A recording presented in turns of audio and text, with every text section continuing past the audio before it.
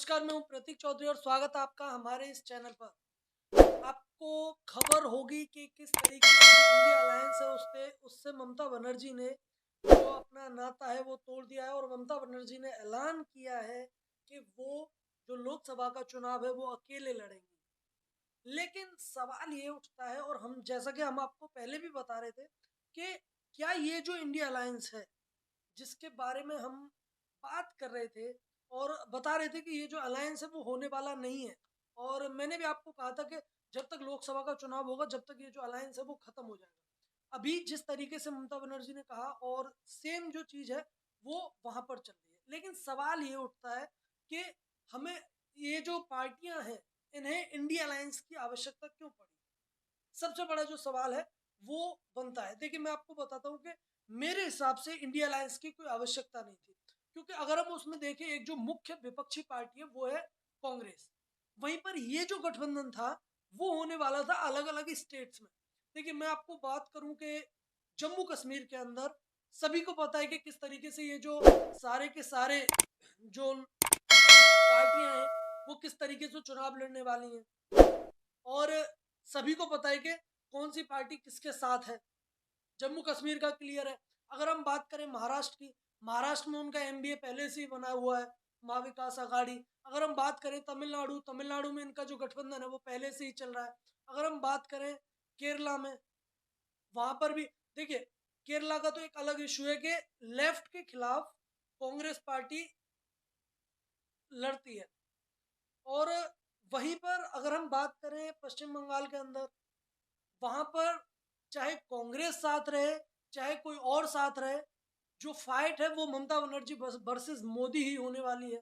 उत्तर प्रदेश के अंदर, उत्तर प्रदेश के अंदर कांग्रेस का कोई वजूद नहीं है, तो वहां पर मेन जो स्टेक रहेगा, अगर मैं इंडिया अलायंस की बात करूं तो उसमें से समाजवादी पार्टी का रहेगा। मतलब कोई सा भी राज्य ले लीजिए, जितने भी राज्य हैं, हर जगह पर जो अपने अपने तरीके से जो गठबंधन है वो बना हुआ है। तो इस इंडिया अलायंस की आवश्यकता क्यों पड़ी है, इस इंडी गठबंधन की आवश्यकता क्यों पड़ी। और वहीं पर जो साफ साफ है, देखिए, मेन जो राज्य थे, मैं आपको बताता हूं कि कांग्रेस का जो गठबंधन नहीं है और जहां पर कांग्रेस को गठबंधन की आवश्यकता है वो है पंजाब। क्योंकि वहां पर पिछली सरकार के बाद में जिस तरीके से आम आदमी पार्टी ने जो सरकार बनाई वो सभी को पता है। और पश्चिम बंगाल, पश्चिम बंगाल में कितनी जो बुरी हार है वो कांग्रेस पार्टी की हुई, ये सभी को पता है, ये किसी से छुपा नहीं है। अब अगर मैं बात करूं, अगर मैं बात करूं इसकी के किस तरीके से यहाँ पर, चलिए मैं वहां का छोड़ देता हूं। अगर मैं बात करूं पश्चिम बंगाल की, देखिए वहां पर मीटिंग चल रही है इंडिया अलायंस की, जितने भी बड़े नेता हैं, राष्ट्रीय नेता हैं, ममता बनर्जी भी वहां पर शामिल हैं, उनकी मीटिंग चल रही है। और मीटिंग चलने के बाद में किस तरीके के जो बयान हैं वो दिए जाते हैं पश्चिम बंगाल के अंदर। अधीर रंजन चौधरी, देखिए अधीर रंजन चौधरी कोई छोटे नेता नहीं है, वो नेता प्रतिपक्ष है, लोकसभा के अंदर कांग्रेस पार्टी के नेता हैं वो, तो वो कोई छोटा नेता नहीं है। तो अगर जब कोई इतना बड़ा नेता बंगाल में जाके इस तरीके की जो बातें वो करता है और ममता बनर्जी के खिलाफ बोलता है, तो ये तो पहले से ही था कि ये वाला जो गठबंधन है वो नहीं होने वाला है। अच्छा, इसका छोड़ दीजिए और उसके अलावा भी मैं अगर मैं बात करूं, अगर मैं बात करूं इसकी के पंजाब के अंदर, देखिए पंजाब के अंदर जो है कांग्रेस, जो पंजाब के मुख्यमंत्री हैं हम उन्हीं की बात करते हैं, क्योंकि बेसिकली जो पूरा सूबा है वो आम आदमी पार्टी के जो सबसे बड़े नेता हैं पंजाब के अंदर वो ही है।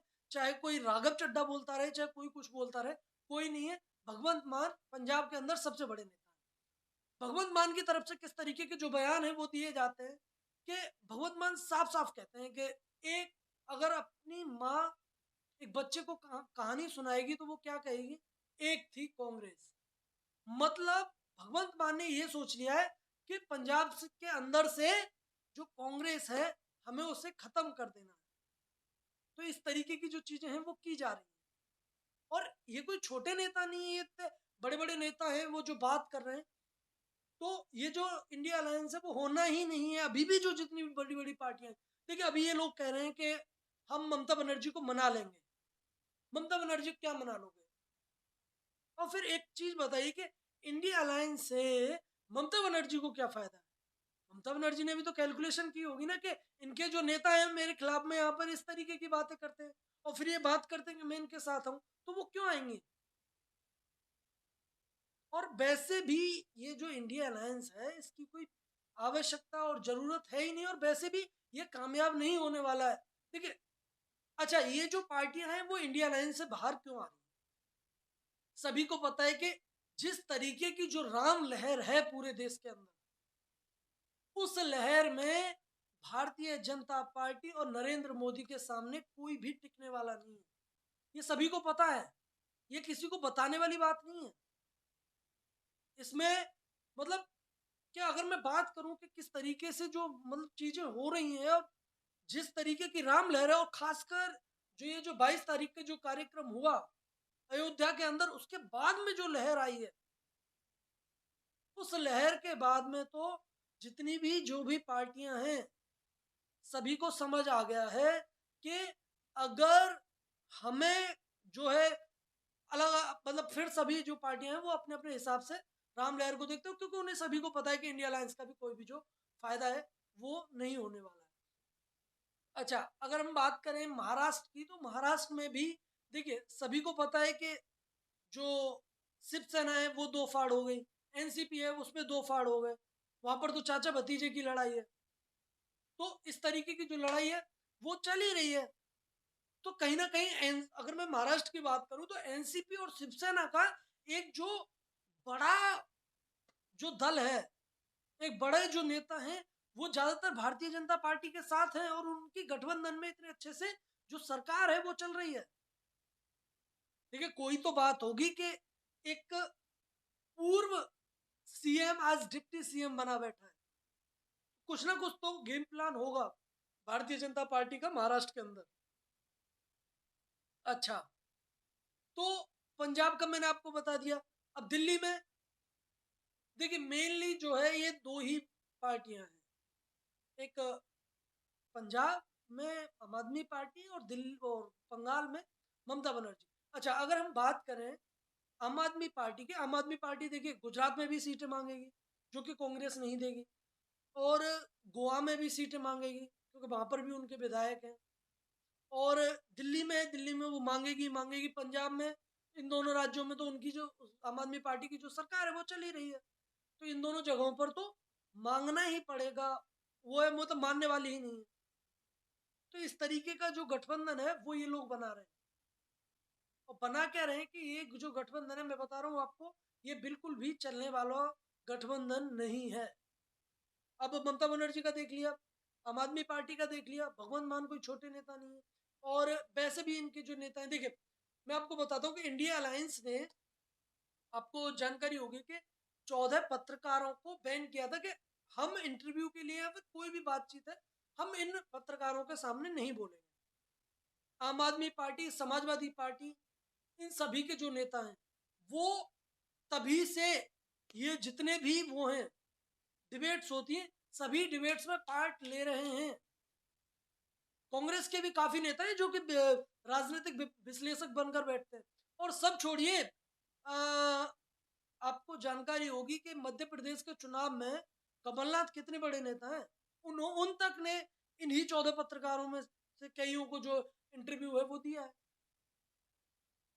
तो मतलब इंडिया अलायंस में इस तरीके की जो चीजें हैं वो तो पहले से ही आ रही हैं। तो ये जो अलायंस है वो नहीं चलने वाला है। और बाकी का जो ममता बनर्जी ने जो डिसीजन लिया है, क्योंकि ममता बनर्जी भी जानती है कि ये जो लड़ाई है वो बंगाल के अंदर ममता वर्सेस मोदी है, और यही लड़ाई होने वाली है।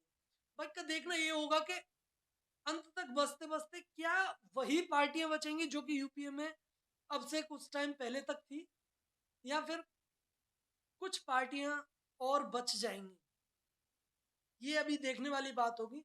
बाकी का अभी जो है इंडिया अलायंस के अंदर जिस तरीके की जो सर्फ टब्बल है जो चल रही है वो सभी के सामने है, सभी को पता है। अब देखना होगा कि आगे क्या होता है। धन्यवाद, जय हिंद।